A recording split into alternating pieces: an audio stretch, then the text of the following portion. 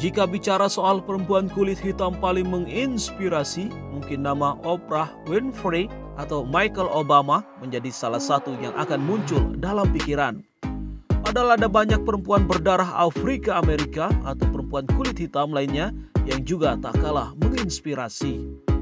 Salah satunya adalah Sojourner Truth, lahir dengan nama asli Isabella Baumfree.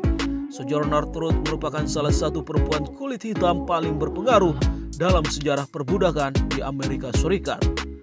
Dulunya ia adalah seorang budak di Ulster County, New York pada tahun 1797. Selama menjadi budak, Truth sudah diperdagangkan sebanyak 4 kali dan selalu ditempatkan pada pekerjaan fisik yang berat serta memiliki hukuman yang kejam.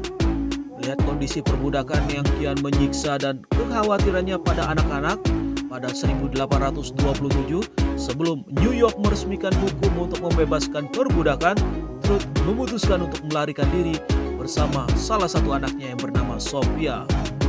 Mereka berjalan kaki hingga puluhan kilometer untuk mendapatkan pertolongan. Truth kemudian ditolong oleh keluarga Van Wagner, seorang abolisionis. Setelah menceritakan hal yang dialami, keluarga Wagner kemudian membantu Truth mendapatkan kebebasan dengan membayar uang senilai $20 Amerika Serikat.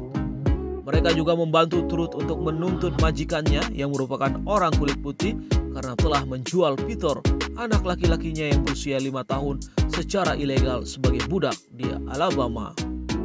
Sejak saat itu Truth memahami bahwa dirinya ditakdirkan untuk melawan dan tidak terus terpuruk dalam lingkungan perbudakan. Oleh karena itu, ia pindah ke kota New York pada 1828 dan bekerja untuk menteri setempat.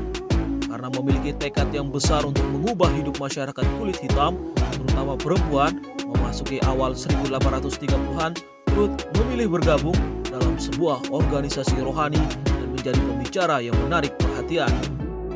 Bergabung dalam organisasi rohani membuat Truth menjadi sosok yang lebih religius. Ia juga percaya bahwa keberanian yang selama ini dimilikinya memang merupakan karunia Tuhan. Itu yang menjadi alasan utama ia mengganti namanya menjadi Sojourner Truth. Sebagai perempuan yang tidak mendapatkan pendidikan yang layak, Sojourner Truth tidak pernah punya kesempatan untuk belajar menulis dan membaca. Perannya sebagai pengkhotbah keliling pun ia lakukan dengan mengungkapkan apa yang ada dalam pemikirannya serta apa yang sudah diajarkan dalam agama. Hingga suatu ketika Truth bertemu dengan pejuang perbudakan lainnya, yaitu William Lloyd Garrison dan Frederick Douglass. Keduanya kemudian mengajak Truth untuk mengisi sebuah acara dan menyampaikan pidato mengenai kekejaman perbudakan. Di tahun 1851, Truth memulai tur ceramah hingga menghadiri konferensi hak-hak perempuan di Akron, Ohio. Acara tersebut bisa dibilang menjadi terobosan dari karir Sojourner Truth, sebab dalam konferensi itu Truth menyampaikan sebuah ceramah bertajuk Ain't I a Woman? Dalam ceramah atau pidatonya itu, ia menentang gagasan inferioritas ras dan gender yang berlaku. Ia juga menuntut kesetaraan untuk perempuan dari berbagai ras, termasuk perempuan kulit hitam. Ia menyadari bahwa apa yang disampaikannya bisa membahayakan nyawanya pada masa itu. Namun sebagai advokat dan pejuang, Truth tetap lantang menyuarakan kesetaraan. Kalimat yang paling diingat dari pidato Truth adalah saat ia membandingkan tindak rasisme yang dilakukan oleh pria pada masanya. Pria di sebelah sana mengatakan bahwa perempuan perlu dibantu saat akan naik kereta kuda dan harus diangkat saat melewati kotoran, bahwa perempuan sudah seharusnya mendapatkan tempat terbaik di mana saja. Tetapi tidak ada satu orang pun yang membantu saya untuk mencapai tempat terbaik. Dan bukankah saya seorang perempuan? Ungkap Truth dalam pidatonya kala itu.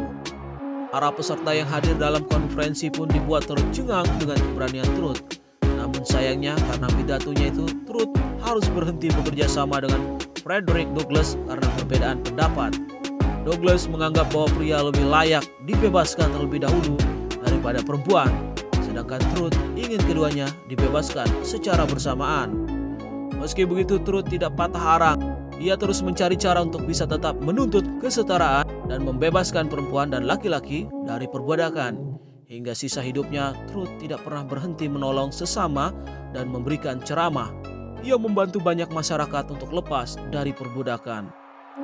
Lebih dari itu, saat perang saudara pecah, Truth mendesak para pemuda untuk bergabung dengan serikat buruh dan mengatur persediaan makanan untuk pasukan kulit hitam.